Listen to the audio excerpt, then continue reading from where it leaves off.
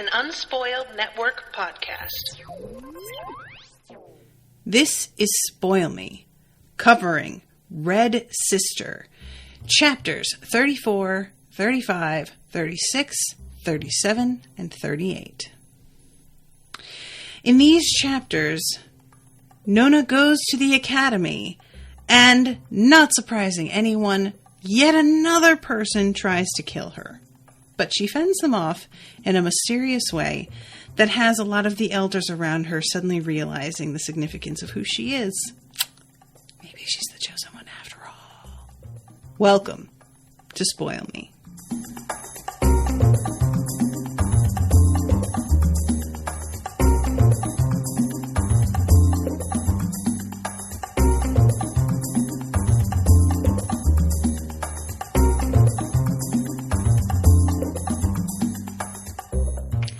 Welcome to the show, everybody. I am Natasha. Huge thanks to Martin for commissioning this episode. Martin is in the chat. Hello, Martin. So, y'all, these chapters are... I had said, I'm pretty sure, correct me if I'm wrong, that I was impressed with the fact that it seemed as if the main character in the book was not actually going to be the chosen one after all. That, in fact, it was Ara, and that she was going to be the chosen one's sort of sidekick, and that that's a rare choice for an author to make. Now it appears I may have to take that back. And I don't mean that I'm taking it back like, oh, I thought this author had some balls. Guess not. I just mean like it's a much slower burn in the reveal. And I still think it's effective because it's not like the author just tricked me. It doesn't feel like a manipulation. It just feels like there wasn't enough information to know. Nobody knew, and everybody has their reasons for thinking that a certain person is going to be the one. And, I enjoy that being included as well. That like personal bias about how you see groups of people will play a role in who you think the person is. And, I mean, it's just as simple as that. If you are somebody who's sort of more working class and you relate to that type of person more and you don't trust people with money, you're going to want the person who is the chosen one to be somebody who is also of a lower class. If you are somebody who puts a lot of stock in breeding and money as a, indication of some sort of virtue and hard work, you are going to want the chosen one to be somebody who is born into nobility, maybe, especially if you are somebody who believes that nobility is something that is like handed down by gods or God. So while I don't even want to say I'm disappointed that Nona's maybe the chosen one, I'm not disappointed. I am just sort of surprised that the book plays it that close to the vest for as long as it does. We are 2/3 of the way through the book at the start of this section, and we're only just finding this out. That's pretty intense. I would like to also register the fact that I still don't know what a Shipheart is, and it's playing a huge role here. Now, that's not... I feel like I'm starting to get a sense of what it is. I don't know if the people in this universe even have the vocabulary to describe what it is to somebody who doesn't have any sort of frame of reference for it.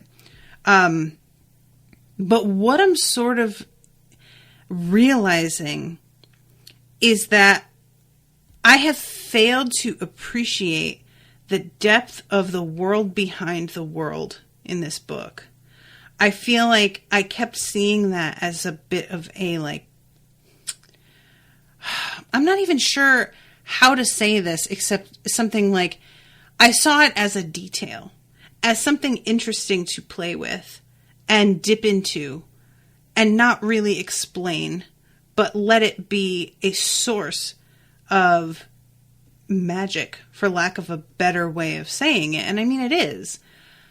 But I'm realizing now, as the story continues to progress and we get more and more detail about how I think that I had sort of interpreted a lot of the training that the girls get in following the path, especially, as being, I don't know why I thought this. I think it's just because it's such a trope, as being like a secret thing that the Sisters of Mercy teach their girls that isn't necessarily known to everyone.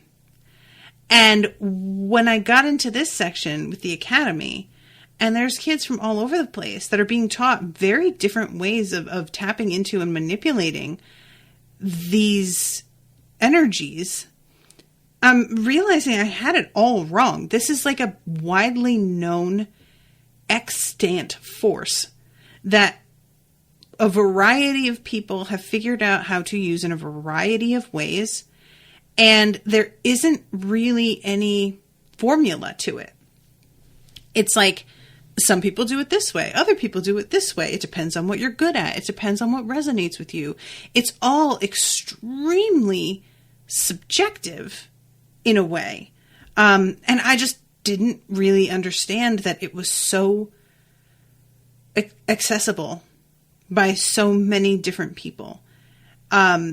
Which I just find it really interesting. It's like, you know, there are so many stories out there in which being able to do magic, and I'm going to keep calling this magic because, I mean, really, what better word is there? I don't know of one. If y'all do, feel free to like get in touch with me and be like, call it this. I don't say I will do that, but you can tell me to. But I'm so used to it being a sort of like a thing that you are either born with or you're not. And I mean, there is to an extent a feeling of that in the class at Sweet Mercy as well. You know, not everybody is able to touch the path at all. So I think that fed into it as well. But I'm just, you know, really starting to understand that this plays a major role in the world at large. And if this is something that is accessible to a variety of people, then maybe there's more. And I mean, at one point, I think it's Sister Pan is just straight up like, well, didn't y'all leave that boy full of demons? Like, she just says it. I, again, was expecting, oh, demons, that's like a secret thing nobody's going to fucking believe when, if Abbess Glass had not been gone when Nona went to explain to her what happened, I felt like Abbess Glass would have been the only person who would have given that any credence. That Nona touches Taxis and there's like a vibe of there being things in there. And I thought it was going to be like, oh, it's going to take some convincing. Abbess Glass might not be able to tell anybody else about it. Like, she'll have to, like, you know, do something without explaining fully to anyone else why. I had all of these ideas of how that would go down. And then out here is Sister Pan just being like, oh yeah, your boy, demon infestation. Good job, guys, you dum-dums. Like, this is a fucking thing that happens. Like, oh yeah, you got bed bugs because you weren't careful. Like, you know what I mean? There's just there's so much more of a casual, sort of almost cavalier way of talking about stuff that I really had it in my head was going to be much more secret knowledge. And so it's causing me in retrospect to like rethink a lot of the way that I was reading this to begin with. And I always like when I will say, I wish that the author had made it a little bit clearer how much of this is available to everyone. But I will say that I like my assumptions that are based on tropes being challenged. I'm a fan of being shown, oh yeah, no, it's not like that. And like, I never said it was like that. You thought it was like that because you're used to XYZ. I never said shit about XYZ. So that's kind of on you. And I will accept the responsibility for that. But also, I do wish that it wasn't this late in the book that I was starting to really understand. I wish that there had been more given to me earlier on about the outside world being involved with some of this stuff. Does that make sense? So anyway, I'm just highly curious now about some of the other, because like, I just don't really know what I want Nona to do with some of the information she has now that I am aware other people might believe her. You know, I feel like there was a better way to handle what she winds up doing, her and her friends, with fucking deciding to basically like kidnap Isht. Girl, what are you doing? Sweet Jesus. What a terrible plan this was. But there it is. Martin says, I imagine to everyday muggles like you and me know very little about it. Sort of like Jedi Star Wars, the important people know all about it, but the peasantry don't. Oh, that's interesting, Martin. I didn't really think about it that way either. Okay. I kind of like that. I could see that. You know, because it does take education. So, but the peasantry, maybe they don't know about it, but do they believe in it? Like, I don't mean know about it like they're completely unaware of its existence, or is that what you're saying?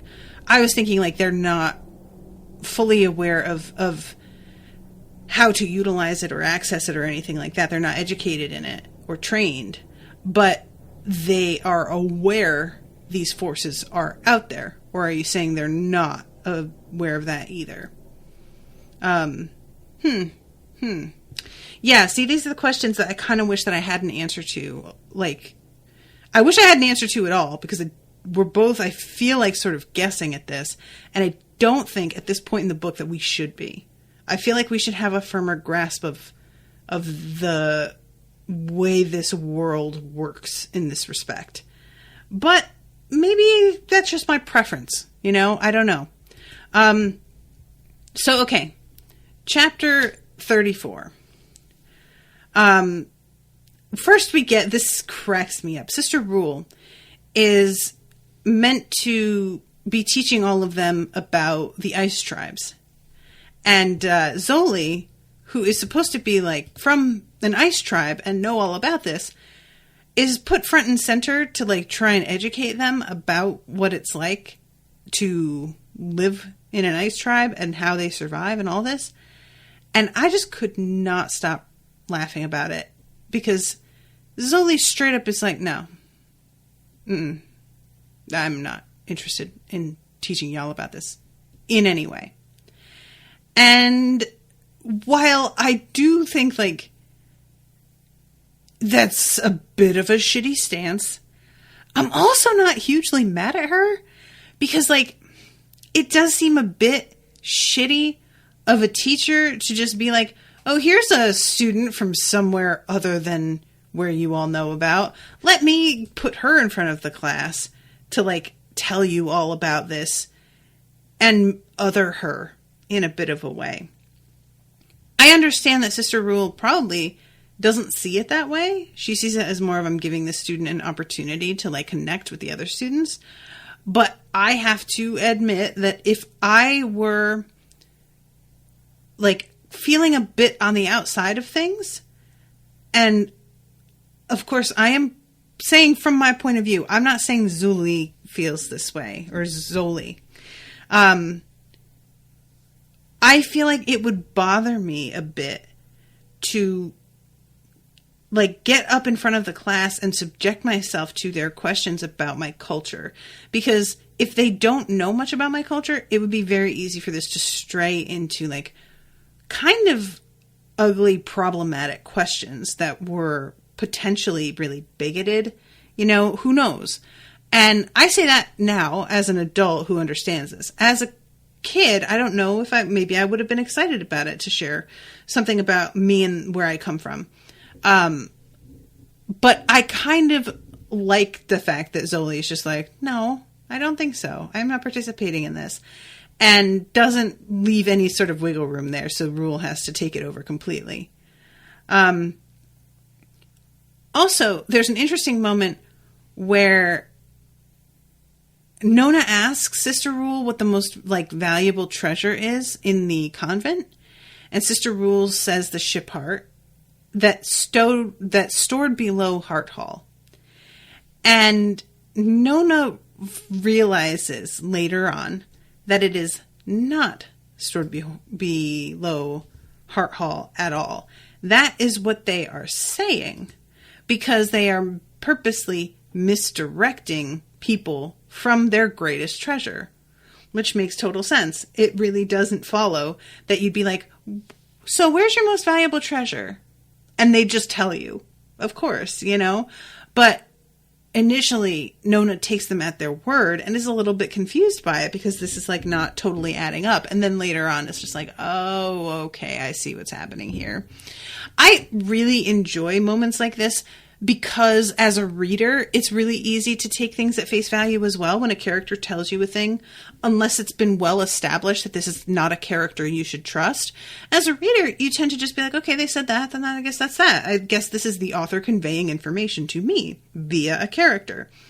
But I really enjoy Nona being like constantly reminded, basically, you can't trust people. Like, they have their reasons for doing it. And it's not like you can't trust people like they're out to betray you. It's just, you don't know why they're saying what they're saying.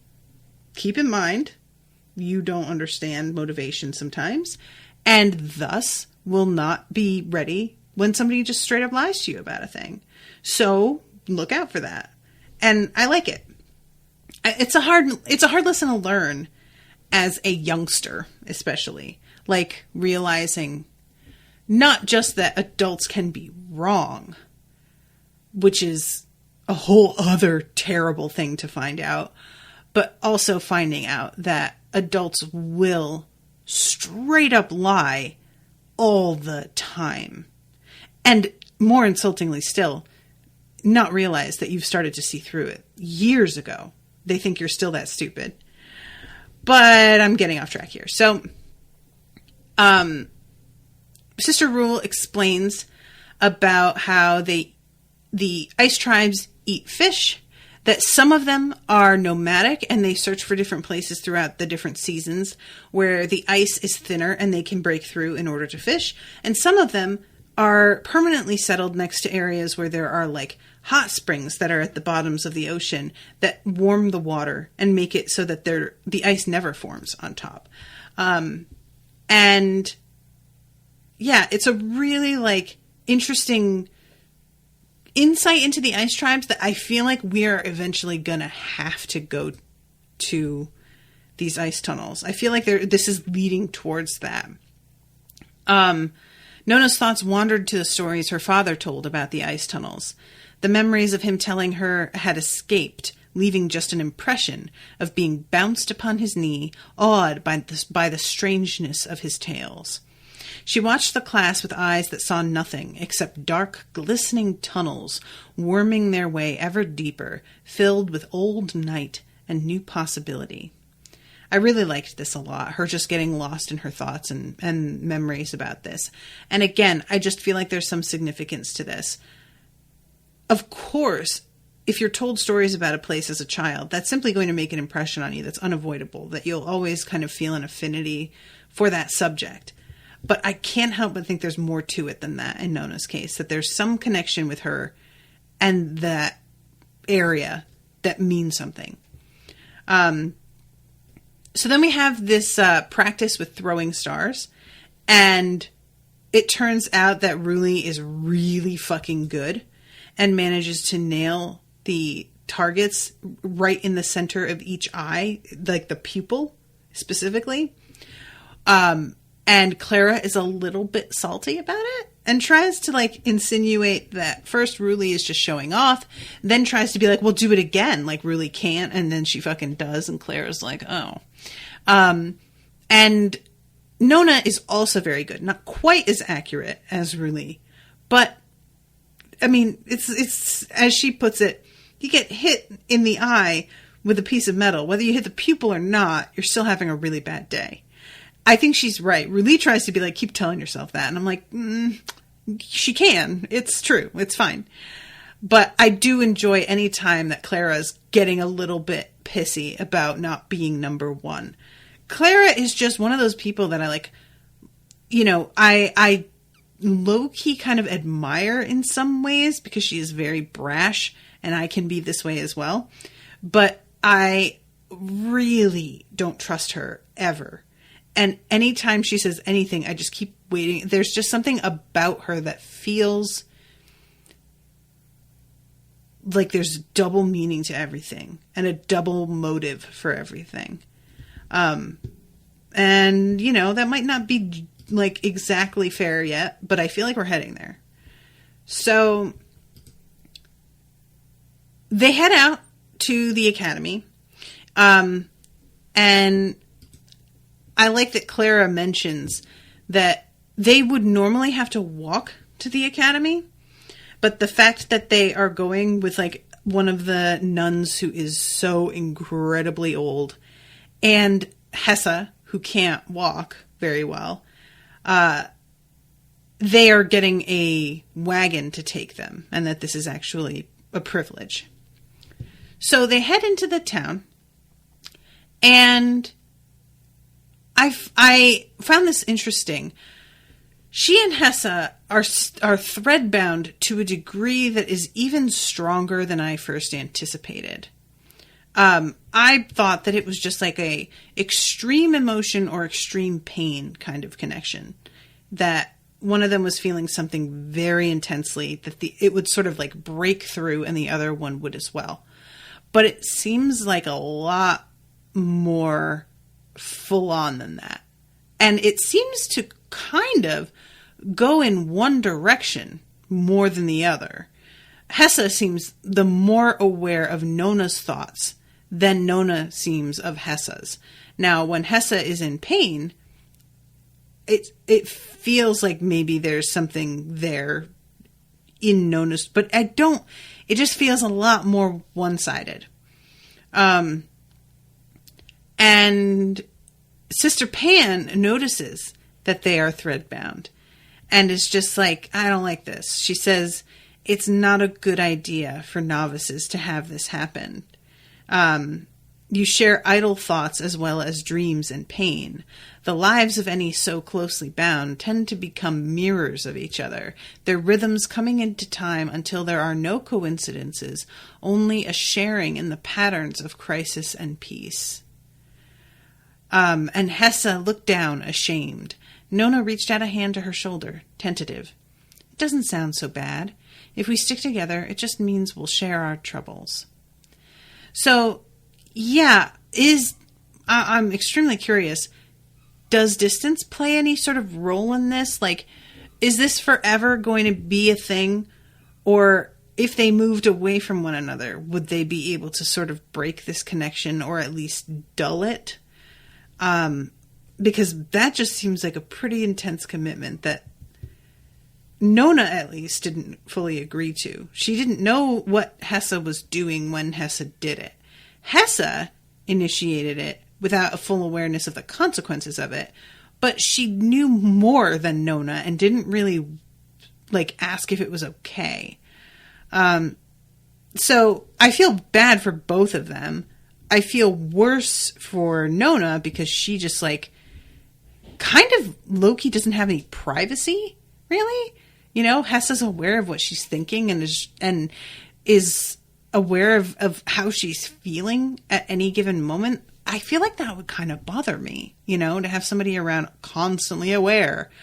But maybe that's just me. So, Ara wrinkled her nose, watching the crowd with fascination. You should come down on a holy day. There's so much to...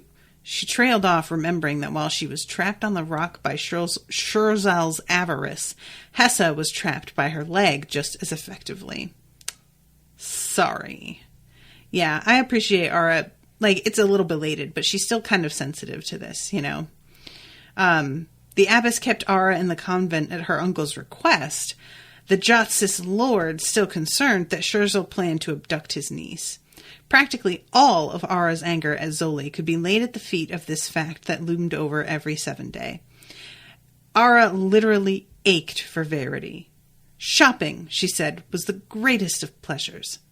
Nona, having never purchased anything or owned money, had no opinion on the matter, but judging by the street stalls jammed along the high street leading from the gates, it seemed to be one of the more popular contact sports in the city.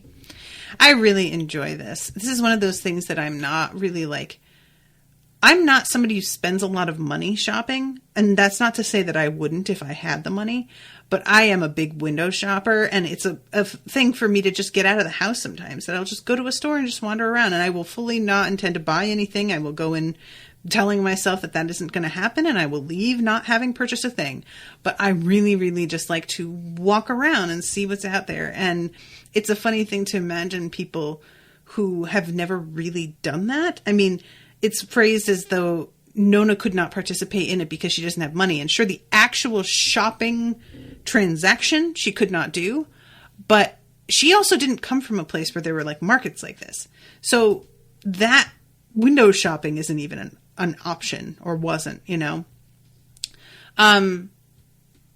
So this is when Nona begins to remember streets that she's never seen before. And Hessa, it turns out, is the one who's actually remembering it. And Nona is just tuning into Hessa's memories.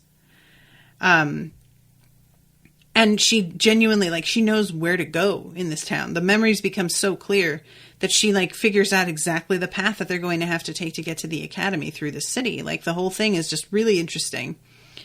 So this is where we find out some things that I found really surprising. It turns out that while Shiphearts are extremely important, the Shipheart, for example, at the convent, is what gives them hot water. It's a power source akin to what I think of as a nuclear reactor, except magical. And because we later on find out the Shiphearts, they're called this because they were the things that powered the ships of the peoples who were relocating because of the ice. What I keep thinking of now is the Aeronauts Windlass is a Jim Butcher story, or it's a series really. I only read the one, where there are airships that are powered by crystals. And so I kind of have a mental image now of the Shiphearts being like a crystal that generates some sort of power. And so I, because of the way the Shiphearts are talked about, assumed that those were the thing. But it turns out that there are also things called Arks. And Nona notices the way that this palace is built. A round keep rose just behind the wall, as sturdy a fortress as Nona could imagine, looking as if it belonged to a different age where giants had built it out of vast blocks of bedrock. Seeming small in the shadow of the wall, but still every bit as large as the Kaltas, and far grander, lay another hall. And that, poking above the Emperor's wall, is the Ark Keep, and the building we're aimed at is Academy Hall. All these buildings are the Academy, but that hall's the heart of it. Why is it up against the Emperor's wall like that? To be as close to the Ark as possible. Can you feel it? Nona could, though the sensation had crept up on her so slowly that it had passed beneath her notice. The same fullness, the same sense of sleeping power laced the air here as laced the air toward the back of the dome of the ancestor. It pulsed with a slow rhythm. It's the same, like in the convent. Sister Pan gave her a sharp look, then glanced to the others. Hessa?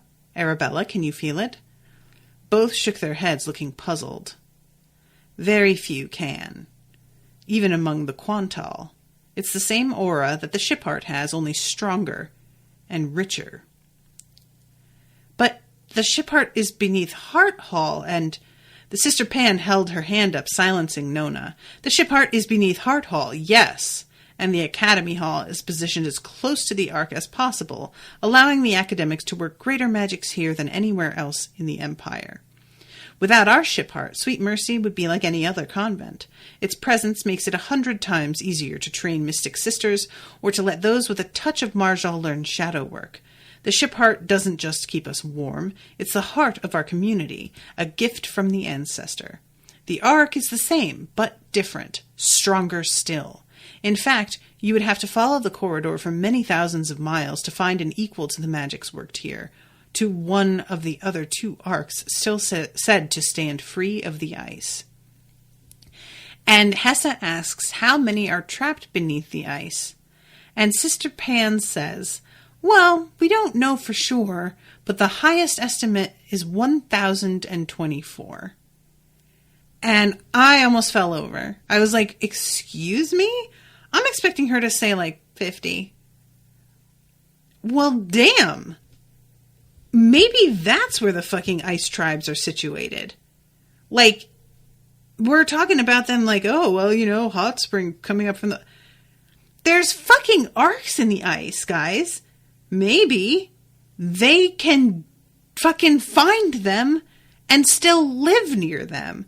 If you're able to produce hot water and magic off of a fucking Shipheart in the convent, and there are tunnels running through the ice, why wouldn't they be able to build communities underground based, like... It just seems like really dismissive to be like, oh, you know, they eat fish and, you know, are nomadic. We've got fucking Zoli here beating the shit out of everybody, and her bodyguard being like so incredibly badass as to be virtually unstoppable. And we're supposed to just believe that both of them are, it's like a coincidence? Or maybe they were trained somewhere with access to power that y'all don't have. That could also be it. But for some reason, it's like, it's weird. They just act as if, oh, well, you know, they're all lost. Why would you think that? Like, what? Sister Pan says, spread evenly across the ice-free face of Abath, that would still put 500 miles between any one of them and the next. However many there are, they are rare. Rarer even than Shiphearts. And she says, each ship that bore the tribes to Abath had a Shipheart at the core of its engines. Each of the races came in a single ship that would be 4 Shiphearts. I believe Sister Rule has seen texts in Orison that suggest there were a host of ships. Though I know of fewer than half a dozen Shiphearts in all of the Empire, and that number would not double even if you were to scour Dern and Sithral too. So, yeah, while I don't have, like, good information on what a Shipheart actually is, I can kind of piece this together. I don't know what it's made of, what it looks like, you know, that kind of thing. But I understand what it means. And it's just fascinating to me that these people are so willing to take for granted that these, like, massive sources of power are just gone forever and never to be retrieved again. Y'all seem real silly. Okay, so we go into the actual contest. And it's an interesting setup. So each of these students has to go up against one another using magic that they are pulling from their connection to the path. And they are not allowed to, like, physically get into it with each other. Later on, when Nona's like, can't I just punch her? I loved it so much, by the way. Sister Pan's like, bitch, no. Can you fucking not? Oh my God, you will get in trouble. I will get in trouble. She'll be hurt. No, that's not what this is. Please. I found that very amusing. Now, Nona, for her part, is not feeling good, man. It is looking worse and worse as this continues to go on. And later on, we find out that there's something going on within her blood that it's like a war that happens between the different types of blood of different races mixing together within a body. It can cause problems with, like, the main issue here turns out to be her metabolism. And that this doesn't just happen, it's something that is triggered by a kind of like a trauma. And the sister puts it together that, oh, she came in contact with Raymond Taxis recently. And that bitch is full of demons. So you think that could be it? And this dude is just like, oh, yeah, that sounds like it could definitely be it. And I really love that they like fucking get right to the point. They know what is happening here. It takes us ages to get there ourselves, but it was fun to see that these people like know what's happening here. It's not a complete mystery, you know? Martin in the chat says, can you just not hit someone for 5 goddamn seconds, please? Exactly. So she's out here trying to keep it together, nauseous, in pain, and she has this really like, this black cure that she's got. Bitch, just throw that shit away. What are you doing? Oh my God. Why is it better to drink down this substance that is highly suspect than to just tell somebody what the fuck is happening? And she keeps on framing it like, well, then I'll have to tell them that I tried to touch him on purpose. No, you don't. You touched him. It could be seen as an accident very easily. Even if it wasn't, they can't prove that it wasn't. Get you some help, bitch. Come on. But no, she's not thinking this through rationally. She's too panicked, you know?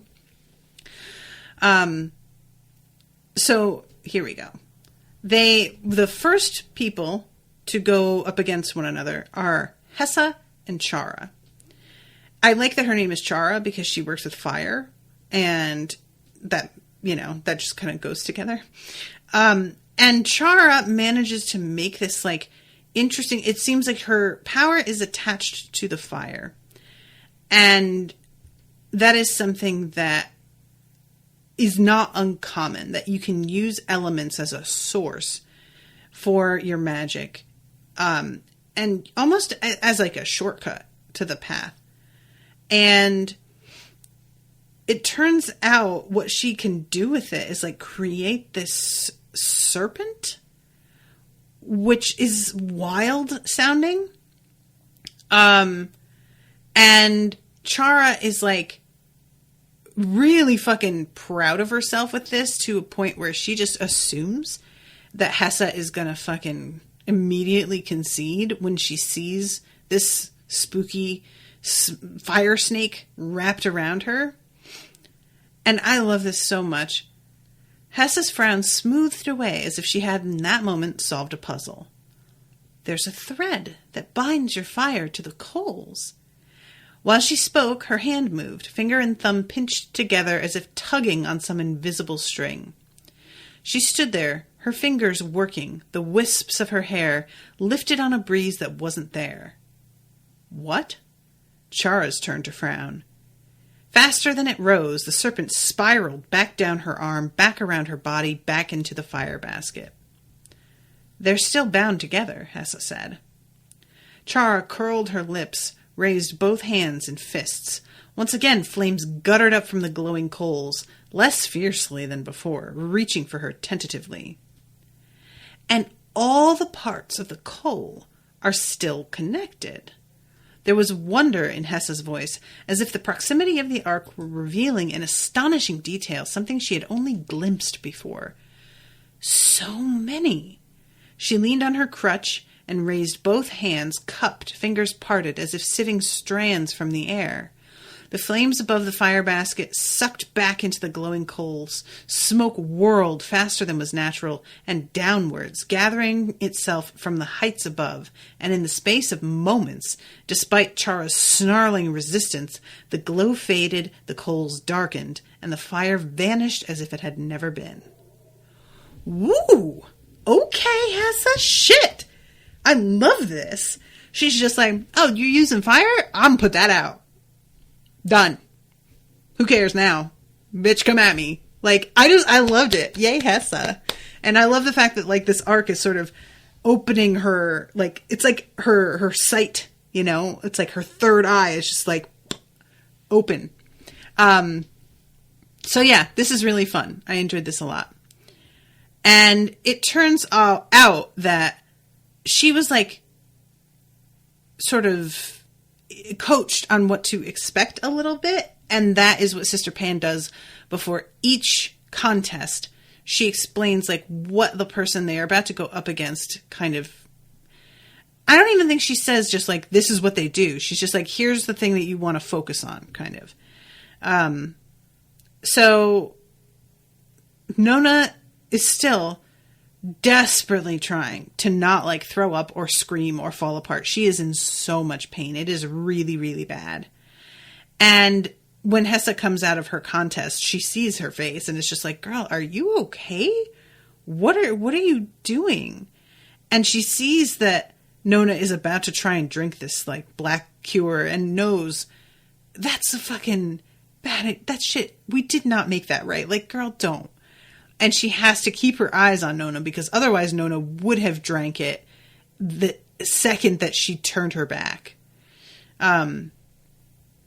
So then we have this one between Ara and I'm trying to remember the dude's name.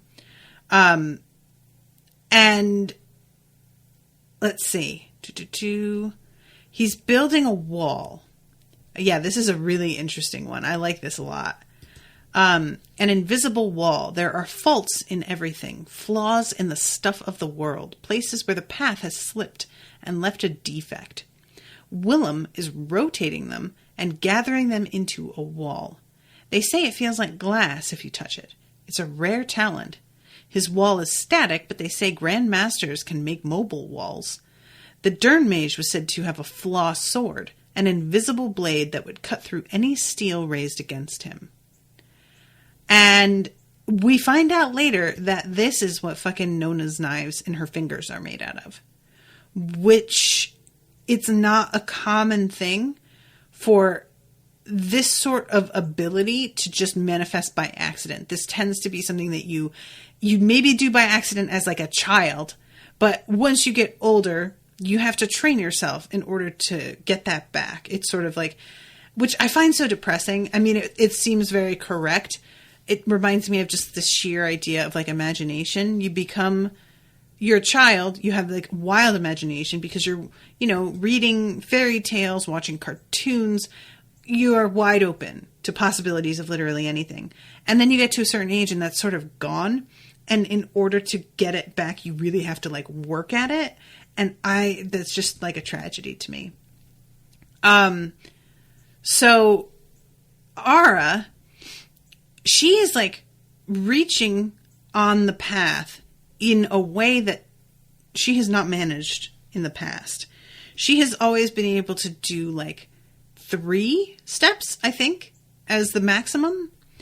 And she does 5 here. And she asks this kid, are you ready? Because she's building up some power and she can feel, being this close to the Ark, clearly that she's about to throw some shit at him that is more than she has done before. So she's trying to warn him a little. And she comes, like, she's sort of out of her body. You can feel this, like, the footsteps that she takes are not actual physical footsteps. You can feel them, though, if you are also connected to the path. And all of a sudden, she sort of comes back into herself, and she sends the power outward at Willem. And it says, in a jagged blaze that looked like lightning might if it were set on fire. Which is so cool. And Ara's attack struck Willem's wall a yard from where he stood in a detonation that shook the room. Nona caught a brief impression of white-hot energy flattening out and spilling around a half-dome shape. Just a faint echo of it penetrating to strike the student's chest where the gold-work sigils absorbed it as if they were holes into some other place. Which I think is a really neat idea. There's applause and Willem takes a bow and Nona's like, oh, did he win? And Hessa's like, no, he did not. He happened to be wearing sigil robes, which are super duper expensive, and that saved him. But Ara hit him really fucking hard. And the reason they're applauding is that he was able to stop so much of the blast that she sent at him. She still got through, though. So, like, good effort, and he was still impressive, but she fucked his ass up. And that's so delightful to me. I really enjoy this. So then we meet Marcus, who is somebody that Nona remembers, and he is very charming and funny. He tells her that he is an empath and that he can make people feel what he wants them to feel. And she, protests that he couldn't do that to her, but he doesn't push the issue. He's not like aggressive about it, but he's like, I probably could though. I enjoyed Marcus a lot. And he's also the handsome boy that she starts to wonder, has he always been handsome? Or did he just get handsome now? And I just or did I just not notice it? And I love that in particular because I remember moments like that when I was in high school. Boys start to grow up and it's sort of imperceptible. It's happening in front of you, but unless you look at a picture of them a year ago, you don't really see the progress. And so you just start to be like, ooh, he's looking good. Wait, has he always looked good? What the fuck? And it's no, he's just growing up, but it's it's a gradual thing. So then we get Nona and Proxim Luta, and they are paired up against one another. Oh, Martin says he's the boy who tried to save Giljon's mule from the high priest. Oh, Martin, why'd you have to remind me of that scene? I hated it so much. I hope that priest gets drawn and quartered at some point. So, let's see. Nona followed Sister Pan into the preparation room. Your opponent is a shadow weaver. She's going to hide and jump out on me? Can I hit her? Sister Pan stamped her foot. No hitting or kicking or biting or headbutting or any other damn thing that Sister Tallow taught you. This is Path. I love her. Can I blast her? I don't think you can, Nona, no. But if you suddenly develop the facility, she will be wearing sigil robes, and yes, you can blast her. What can I use then? Harsh language? Oh, Nona, she's getting saucy. I love her so much. So she says something about how shadow work is deeper than what Sister Apple has yet shown you. Concealment is the least of such manipulation. A shadow worker learns to call fear. Others may be able to bleed the darkness into you. Blindness is the easiest harm to inflict, but a whole limb may turn traitor if infected with shadow. Don't care for that, folks. Don't like that development at all. What the fuck? You could just be like, oh yeah, well, there's some people that can get you to stab yourself in the throat. Whatever. Excuse me?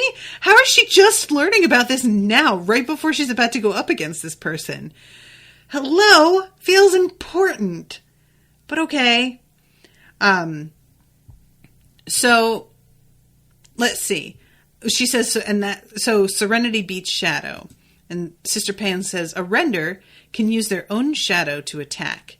It can tear flesh, and there's no physical defense. Clever thread work can defeat such malice, or you can put a hole through the shadow worker. But rending is a rare skill, and in the unlikely event that young Luta possesses such power, she will even now be getting told by academic Untussed not to employ it against you, just as I am telling you not to punch the poor girl. So rending, and Martin, feel free to correct me, I believe, is that kind of what Nona does when she uses her flaw knife claws, her flaw Wolverine thing? Because it seems okay, Martin says not really. So the knives are a whole other thing. Flaw knives are just its own thing. Okay. Because it seems like if it hadn't been for these flaw knives, she would not have been able to stop what happens next. She wouldn't have been able to keep Luta from straight up killing her. And Luta has this vibe to her that I think is not coming from her. I feel like Luta took over for a sec. I'm not totally sure about this at all. But Nona comes out, and she's sort of got this, like, interesting distance from her pain. She's still feeling nauseous. She's still so full of pain, but it's somehow, like, separated from her, and she's aware it's there, but it's not affecting her in the way that it was before. And she can see the shadows swirling around Luda. And all of these shadows are sort of like custom made. They're showing Nona exactly the things that she specifically is afraid of. And she feels fear rise up in her when the shadows actually touch her. That's exactly what's happening here. And perhaps without the enfolding serenity to blunt the attack, Nona might have run or fallen to the floor, curled fetal around her terror. Perhaps. But Nona didn't think so. Not beneath the dome, under the gaze of so many strangers. On a moon-dark night in some lonely quarter? Very likely. The shadows wrapped her close, an irregular tilting of her flesh in shades of gray. Tiling. She felt it like cold and dirty water trying to sink beneath her skin. But just like water, it ran off. Luda slumped with just her own shadow pooled around her feet. She opened her mouth to speak, but in that moment Nona's pain returned to her, and in the same instant a spasm took command of Luda's face, a contortion that turned resignation into animal fury. She thrust her arms before her, shoulders forward, fingers spread at uncomfortable angles, and her shadow flowed forward as if the sun were sinking behind her, growing from its puddle and fanning out, wraith-like, clawed hands reaching. In the space of a heartbeat, Luda went from defeat to blind rage. Yo, that ain't Luda, right? Like, maybe it is, but I don't see it. I don't know this girl. It's, like, granted, I don't know Luda. Maybe she just has this reaction to being defeated. I don't know. But there's something about the fact that Nona's pain comes back in the same instant that Luda, like, gets overwhelmed with rage that makes me think somebody did something. Somebody projected something at them and fucked with them. But, again, total conjecture. And Nona sees the shadow coming at her and is like, oh, yeah. I know that this thing will kill me. Like, she couldn't stop the shadow climbing her, and where it touched her flesh skin parted as if beneath the edge of a keen knife. So this is rending. And this shit is what she was told not to do. And she can do it so fast that the people who are meant to be, like, keeping this, you know, they're meant to be moderating everything, would not be able to stop it in time. And Nona, she's like, oh, let me dive out of the way. But then she realizes, like, this shit's traveling at literally the speed of light. Like, I can't dodge it. So she summons her blades and hacked at it. And the effect was instant. As invisible blades met shadow, they sliced, and every trace of shadow above the slice vanished. And in the same instant, Nona's world exploded into bright fragments of agony so dazzling that she neither saw the floor reach up to take her, nor felt it when it struck. And this is when she overhears the adults talking about her. And they're just like, how the fuck did she survive that? This bitch rended her. There isn't defense against that. What did she do? And your fucking student is obviously out of her goddamn mind. Why would you put that crazy bitch in the ring with a child? You psycho. Get her locked up. Like, Pan is just, she mad. Well, she should be. This fucking girl almost died, you know? Many will be strongly of the opinion that this was no random attack. How far into the academy does Turin Taxis's golden hand reach, they will ask. And this fucking guy is like, look to your own. And Sister Pan is like, the fuck does that mean? And he says, Proxim Luta wasn't following some clandestine order. She had to be dragged from the hall raging. Even the damage to her shadow didn't cow her. One of those empaths from the monastery put that anger there. You need to be talking to the priest or to Brother Jax at St. Croix. And so, yeah, confirming like my suspicion, because I was just like, that was so abrupt. There was something else was going on there. But can an empath cause Nona to feel pain? Could they also do that? Because her pain comes back at the same time. Are those related, or is that just like, I don't know. Is that just a side effect maybe that wasn't intentional but did happen because of that, you know? So how did she damage Ludo's shadow, and why is she sick from such minor cuts? She fought it off because she's martial, the man said. And she's sick because of the blood war raging in her. The Marjal is fighting the Quantal. Blood war, the man said, exacerbated by the use of Marjal enchantment so close at hand. I wonder what set it off, though. And this is when she's like, didn't your academy men leave the boy full of demons? A pause. That would do it. And this woman is like, yeah, okay. Marjal versus Quantal could do it, but this seems worse than that. And Pan interrupts with, she's a 3-blood. She's a full Hunska. And all of a sudden, everybody goes quiet and is like, wait, what? Wait, do you understand what this? And she's like, yeah, I fucking do, Rexus. Thank you. I do get it. Shut up. Which I didn't, because I thought, there's a moment later where she's thinking to herself, well, does this mean that she's the chosen one rather than Ara? And I thought the chosen one had to be 4-blood. But maybe I'm not remembering that correctly.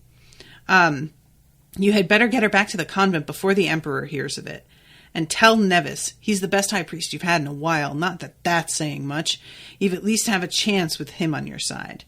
So, is this implication here, the fact that maybe if she is like the chosen one, that they could just take her?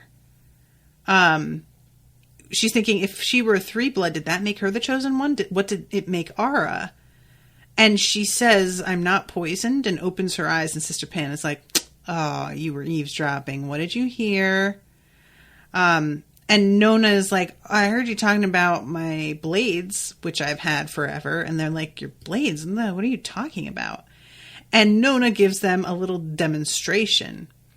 And Rexus is like, oh, shit. Okay. We call that a sport, the woman said. An isolated Marjal talent, self-contained and unconsciously generated. It's not that uncommon in children before the blood properly manifests, though flaw blades are, of course, almost never seen. So, yeah, that's pretty cool that this is a thing that everybody's just like, what? That's unheard of. Martin says, at an earlier point in the story, it said there's been no 3-blood since the Empire was formed 300 years ago, so it's super duper rare. Ah, gotcha. I have 2 minutes left, and I have got like a full 2 more chapters to cover. Fuck! Guys, I keep doing this with this book. There's so much to talk about, though. Shit. Martin, how do you want me to handle this? Do you want me to quickly cover, because the next 2 chapters are mostly about them like formulating their plan to abduct Isht, and there is a lot of like repeating, this is our plan, should we do it, should we not do it, maybe it won't work, it should work. So I couldn't do it total justice, or I could wait and cover this plus like 30 chapters next time. So it's up to you. How do you want me to handle this? Because the main thing is here that Ara is like, she says at one point, the abbess doesn't want to hear. She's got a blind spot for Isht. I don't know why. And Sister Wheel seems to love her. I keep seeing her whispering in Isht's ear, which I am incredibly unsure what to make of this.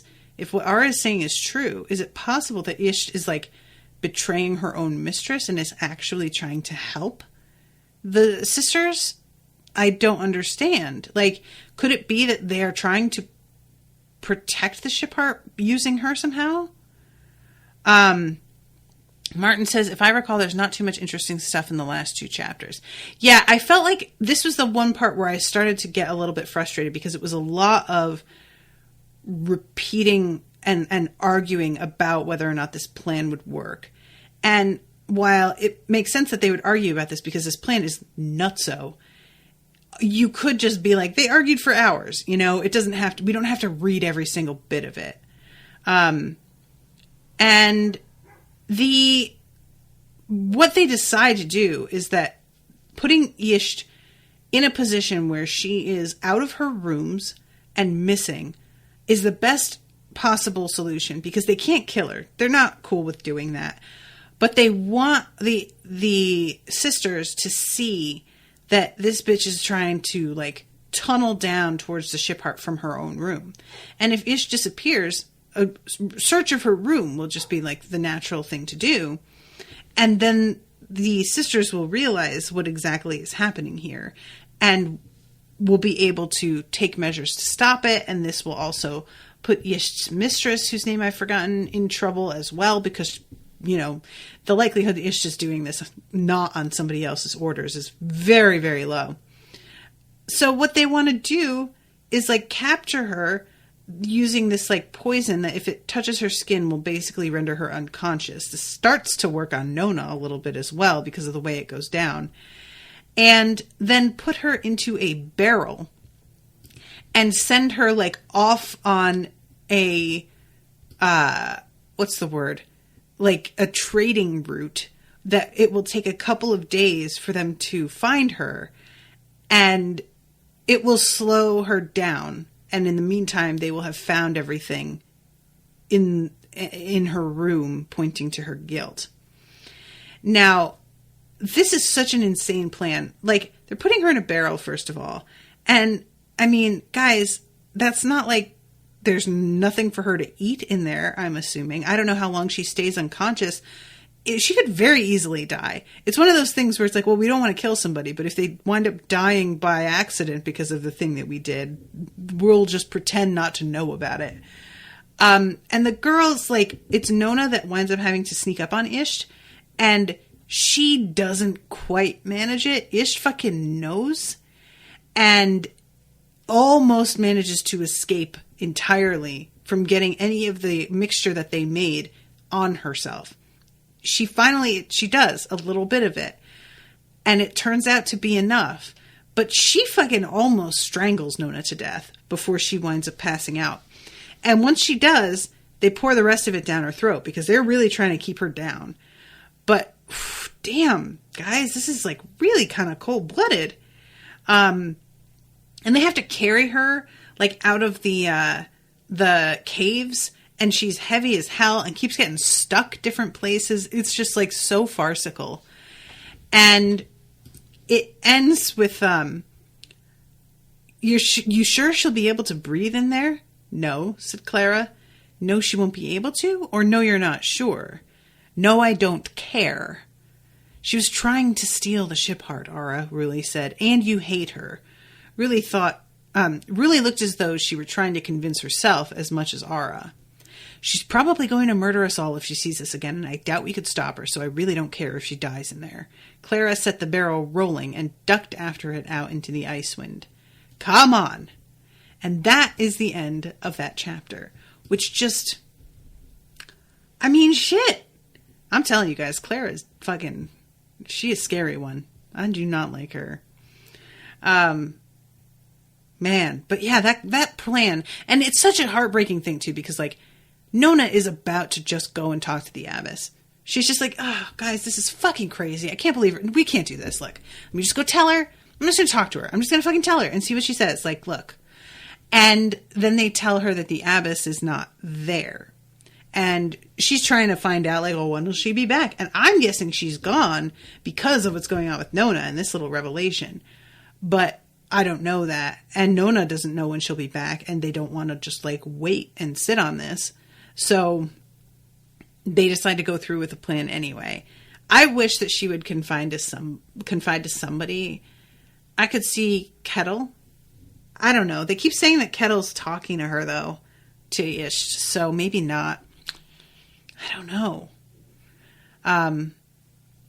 But okay, so that's the end of that chapter. I'm sorry, Martin. I will really try harder next time to like stay on top of the. I just like I'm thinking back to the earlier in the recording, and I can't think of anything that I would have wanted to like cut from what I talked about though. So it's kind of tough. But yeah, hopefully I did the most important parts of the story adequate justice. All right, guys. Well, thank you again so much for listening. Thank you again to Martin for commissioning. And I will see you again soon with a new episode. So until then, toodaloo, motherfuckers.